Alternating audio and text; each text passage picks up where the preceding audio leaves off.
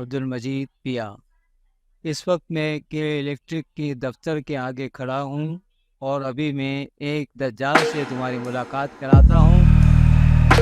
आप सुनिए कि ये क्या कह रहा है आवाम के मुतालिक।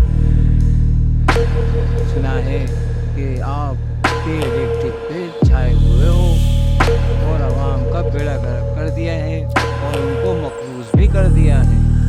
मेरा नाम काना दज्जाल है और मैं आवाम का बेड़ा गर्क कर चुका हूँ और कर दूंगा।